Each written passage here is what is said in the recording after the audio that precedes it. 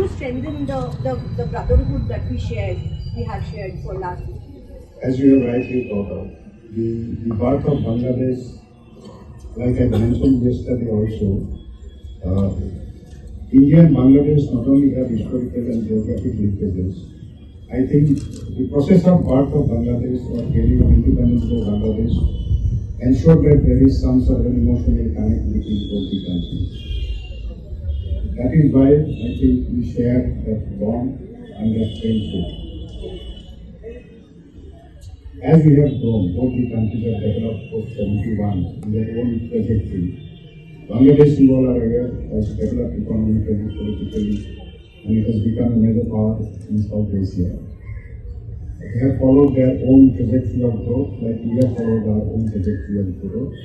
And during that process, I think the bilateral relationship have improved. There may be, in any sort of relationship, there may be certain ups and downs, lows and highs. Those need to be sorted out with communication and cooperation between these two countries. I'm sure we'll be able to work out whatever issues are there and progress towards the peace and development. At that point of time in 1971, it was in our interest to finish off the war at the earliest because of certain other developments which were taking place in the geopolitical domain. And it also, the agony of going through the process of war right from March 1971, when there was a crackdown on the Bangladeshi population and there was huge influx of refugees to our country. So that prolonged the sufferings of the people. So there was a definite need to put an end to the battle at the earliest. And also that was facilitated by the support that the Indian armed forces got from the Mukti Yoddhas, because they launched guerrilla warfare, because of which the mix of both the offensive by the Indian armed forces and the guerrilla warfare by the Mukti Yoddhas made life difficult for the Pakistani soldiers to survive. They were cut off at different places. So that is where, and the synergistic application of Air Force, Navy, naval blockade, the Kangal airdrop which you saw. So Dhaka was surrounded at the earliest. So that's how we were able to achieve a very, very decisive victory.